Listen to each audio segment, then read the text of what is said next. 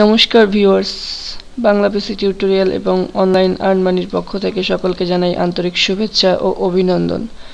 আজকে যে টিউটোরিয়ালটা দেখাবো সেটা হচ্ছে কিভাবে যে কোনো একটি ফাইল, ফোল্ডার বা যে কোনো একটি ডকুমেন্টকে পাসওয়ার্ড প্রোটেক্ট করতে হয় উইন্ডারের মাধ্যমে। তবে পাসওয়ার্ড প্রোটেক্ট করার পর আমি একটা সাজেশন দিতে পারি যে আপনারা পাসওয়ার্ড প্রোটেক্ট করার পর আপনারা সেই পাসওয়ার্ডটা কখনো ভুলবেন না, কারণ সেই পাসওয়ার্ডটা ভাঙা যায় না বলবো না, ভাঙা যায় কিন্তু খুব টাফ। পাসওয়ার্ড ভাঙার জন্য পাসওয়ার্ড রিমুভার বলে বিভিন্ন সফটওয়্যার পাওয়া যায় ইন্টারনেটে, কিন্তু ঠিকমতো কাজ করে না।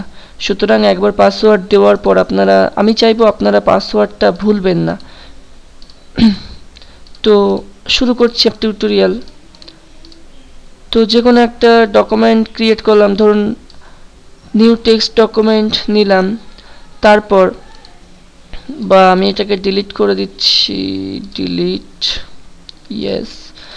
আমি একটা নিউ টেক্সট ডকুমেন্ট নিলাম, নেওয়ার পর এটাকে আমি পাসওয়ার্ড প্রোটেক্ট করব। তো এটার ভিতরে কিছু লিখলেও হবে, না লিখলেও হবে, অসুবিধা নেই। তো সেভ করলাম, করার পর রাইট ক্লিক করতে হবে, এর উপরে রাইট ক্লিক করতে হবে, করার পর অ্যাড টু আর্চিভ, এই অ্যাড টু আর্চিভে ক্লিক করতে হবে।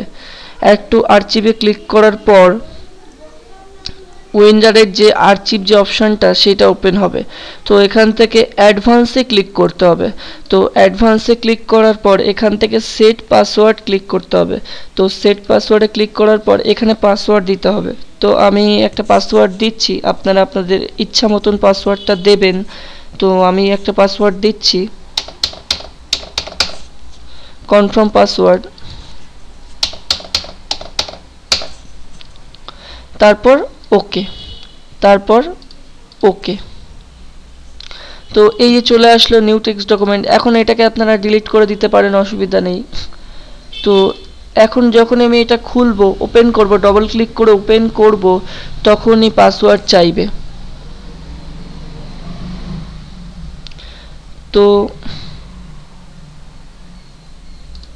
যখন আমি এটাকে খুলতে যাচ্ছি, দেখুন পাসওয়ার্ড চাইছে। তো আমি পাসওয়ার্ডটা দিই যেটা সেট করেছিলাম, দেখুন খুলে গেছে।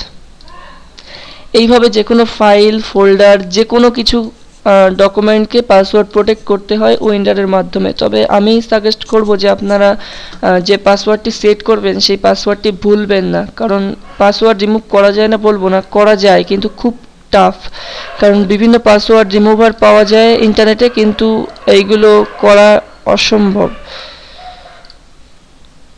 তো আজকে টিউটোরিয়াল এই পর্যন্তই। সকলে ভালো থাকবেন, সকলে আনন্দে থাকবেন। আশা করি ভালো লেগেছে। ভালো লাগলে আমাদের চ্যানেলটি লাইক করবেন, সাবস্ক্রাইব করবেন, কমেন্ট করবেন এবং আমাদের সঙ্গে স্কাইপে জয়েন করতে পারেন। তো স্কাইপ আইডি হচ্ছে মানস বাবু সোনা, MANSSBABUSONA। ধন্যবাদ।